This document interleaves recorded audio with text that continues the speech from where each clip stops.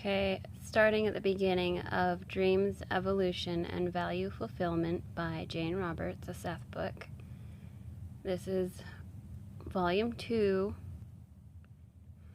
Chapter 7, Genetics and Reincarnation, Gifts and, quote, Liabilities. The vast sweep of the genetic and reincarnational scales, the gifted and the handicapped. My dog insists on being here, so if you hear any weird sounds in the background, it is her. Okay, so Seth says, your species as a species includes the idiot and the genius, the stupid and the wise, the athletic, the deformed, and the beautiful and the ugly, and all variations in between. There are genetic cultures operating then of literally infinite variety, and they each have their place and their reason, and they each fit into the overall picture, not only of man's reality, but of the planet's reality, including all of nature. Your religious ideas have often told you that deformities at birth were the result of the parents' sins cast upon the children, or that another kind of punishment was involved in terms of karma. In terms of biology, people talk about coming from good stock or bad stock, and even those designations imply moral judgments. The entire idea of reincarnation has been highly distorted by other religious concepts. It is not a psychological arena composed of crime and punishment. Again, you have free will in the conditions of your life, given the characteristics that are your own. The great facility and adaptability of the human species are dependent upon an amazing interplay between genetic preciseness and genetic freedom. The very characteristic attributes of the species, its dependability and integrity, are dependent upon constant checks and balances, the existence of divergent characteristics against which the species can measure itself. The species is also always in the process of keeping within its genetic bank millions of characteristics that might be needed in various contingencies. And in that regard, there is a connection, of course, between, say, viruses of many strains and the health not only of man, but of other species. The possibility of creative change must always be present to ensure the species' resiliency, and that resiliency can show in many ways. In conditions that you consider deformities, disabilities from birth, or in any physical variation from a hypothetical physical norm. You all look quite alike with one head, 2 arms and legs, and so forth as a rule. Such differences or variations are very noticeable at certain levels. If you have more fingers than you are supposed to, or less, or 2 thumbs to a hand, or any other condition that is considered an abnormality. There are mental conditions also, the so-called retarded people who do not use their reasoning minds as others do. There are also, again, highly gifted people, physically and mentally, people who seem to be at times as far from the ordinary person on the gifted scale as an idiot might be on the other. So, as we progress, I hope to show where all of these situations fit in with the development of the individual and the species. At a smaller level of activity, such variances, of course, escape your notice. You do not know if you have any errant genes unless their effects show themselves. At microscopic levels, in fact, no one fits any norm, and there is no way to predict with complete certainty the development of any genetic element. You can make group predictions and overall make certain judgments, but other elements are involved, so that any particular genetic element cannot be pinned down in terms of its development. This is because its activity is also involved with relationships that do not show in any of your calculations. Your thoughts, feelings, desires, and intents, your reincarnational knowledge as well, modify that structure, bring certain latent characteristics into actualization, minimize others, as through the experience of your life you use your free will and constantly make new decisions. If there were no idiots among you, you would soon find that geniuses were absent also. Those human abilities that you consider to be characteristic of your species are again dependent upon the existence of infinite numbers of variations that appear in the aggregate to give you often obviously opposing states. What you think of then as the average intelligence is a condition that exists because of the activity of constant variables. Minute variations that give you at one end of the scale the idiot and at the other the genius.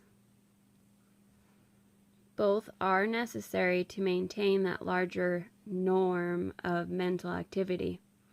I'm using the word norm here for your convenience, though I disagree with the way in which the term has been used when it has been set up as a rule of measurement, psychologically speaking. The genetic system is not closed, therefore. The genes do not simply hold information without any reference to the body's living system. It does not exist, then, the genetic structure, like some highly complicated mechanism already programmed, started and functioning blindly, so that once it is set into operation, there is no chance for modification. Particularly in your own species, there is a great give and take between human genetic systems, the environment, and cultural events. And by cultural events, I mean events having to do with your peculiarly unique field of activity that includes the worlds of politics, economics, and so forth. Genetic events are not irrefutable in a deterministic fashion. They represent strong inclinations towards certain bodily or mental activity, certain biological preferences. They lead toward the activation of certain events over others, so that the probabilities are, quote, loaded in certain directions. Genetic events are, then, events, though at a different level of activity than you are used to thinking of. We are speaking of chromosomal messages. These are not written within the chromosomes as words might be written upon paper, but the information and the chromosomes are a living unit. The information is alive. We are speaking about a kind of biological cuneiform in which the structures, the very physical structures of the cells contain all of the knowledge needed to form a physical body, to form themselves. This is indeed knowledge in biological form and biologically making its clearest living statement. The cells, with their genetic packages, like all cells, react to stimuli. They act. They are aware of all of the body's events biologically, in ways impossible to verbalize. They are also aware of the environment of the body as it is perceived at biological levels. I have said before that in one way or another, each living cell is united with each other living cell through a system of inner communication. Quote-unquote programmed genetic activity can be altered by conditions in the environment. Now, I am not simply saying that genetic activity can be changed, for example, through something like a nuclear accident, but that highly beneficial alterations can also take place in genetic behavior. As in your terms, the genetic structure not only prepares the species for any contingency, but also prepares it by triggering those characteristics and abilities that are needed by the species at any given time, and also by making allowances for such future developments. Your genetic structure reacts to each thought that you have, to the state of your emotions, to your psychological climate. In your terms, it contains the physical history of the species in context with the probable future capabilities of the species. You choose your genetic structure so that it suits the challenges and capabilities of the species. You choose your genetic structure so that it suits the challenges and potentials that you have chosen. It represents your physical reference point, your bodily framework. It is your personal physical property. It is a portion of physical matter that you have identified, filled out with your own identity. It is like a splendid ship, the body, that you have chosen ahead of time for a splendid, challenging adventure. A ship that you have personally appointed that is equipped to serve as much as possible as a physical manifestation of your personhood. Some people, in beginning such a venture, will indeed insist upon an excellent vessel, the most sophisticated mechanisms, equipped with grand couches and a banquet room. Others would want much more excitement, much more zest, and others then instead a less grand vessel, but one that went faster. Some would set goals for themselves that demanded that their powers of seamanship be tested. The analogy may be a simple one, yet each person chooses the living vessel of the body, with his or her own intents and purposes in mind. In physical reality, if you will forgive me, life is the name of the game, and the game is based upon value fulfillment. That means simply that each form of life seeks toward the fulfillment and unfolding of all of the capacities that it senses within its living framework, knowing that in that individual fulfillment, each other species of life is also benefited. In no way do I mean to demean the indisputable value of geniuses, or their great contributions to the quality of life. But the quality of life is again also benefited by the existence of idiots. Not only because both ends of the scale are necessary for genetic reasons, but also because idiots themselves are in no way considered failures or defects by nature. Those terms are human judgments.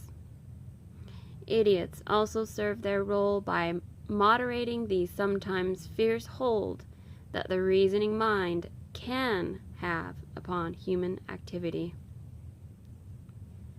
The idiot is often able to experience in his or her own reality a freer, more generous, more faithful flow of emotional states, unhampered by reason's sometimes stern dictates, and it is important that such a moderating tendency does operate genetically.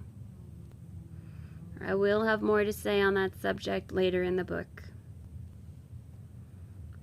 The reasoning mind, as you have used it thus far, roughly since the birth of Christianity, has confined its reasoning abilities to a very narrow spectrum of reality.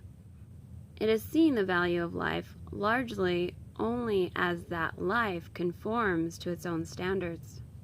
That is, the reasoning mind, as you have used it, considers that only reasoning creatures are capable of understanding life's values. Other forms of life have almost seemed beside the point, their value considered only insofar as they were of service to man. But man's life is obviously dependent upon the existence of life's other species, and with him those species share certain values. Life is sacred, all life, and again, all life seeks value fulfillment, not simply physical survival. Rupert read an article about the development of a strain of mice without thymus glands. Since the thymus is very important in the necessary process of maintaining bodily resistance to disease, these particular mice have little resistance. They are bred and sold for experimental purposes. The intent of such procedures is to promote the quality of human life, to study the nature of diseases, and hopefully apply what is learned to some of the lives of human beings. Mice are not considered human. They are not. So, like any animal, they are thought of as dispensable, sacrificed to a fine humanitarian end.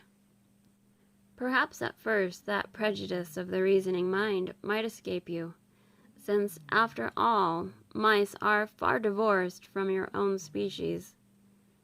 There were Jews sacrificed to the same end not too long ago, and the reasoning was largely the same, though in that case you were dealing with your own species.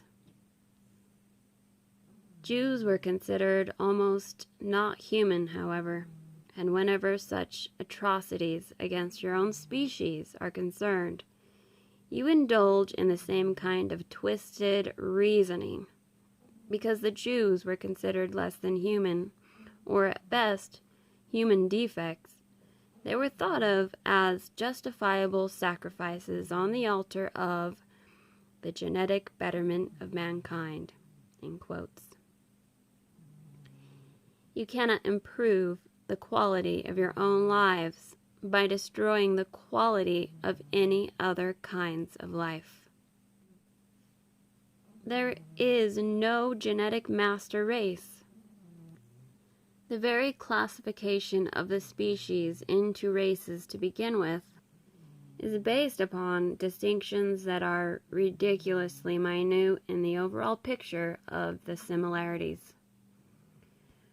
Rupert was incensed by the article that he read, and he said indignantly that such procedures involve a biological immorality. I usually avoid terms like morality or immorality, since their definitions vary according to the individual.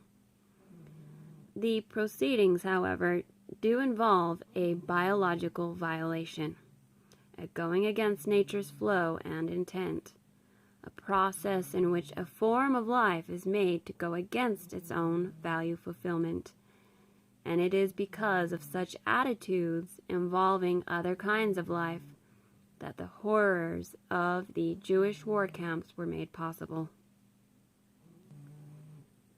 This is going to be in the next video, but I'm just going to read right here. So it says, the genetic system is an inner, biological, universal language. In your terms, the language speaks the flesh, and it speaks the flesh equally in all races of mankind. There are no inferior or superior races.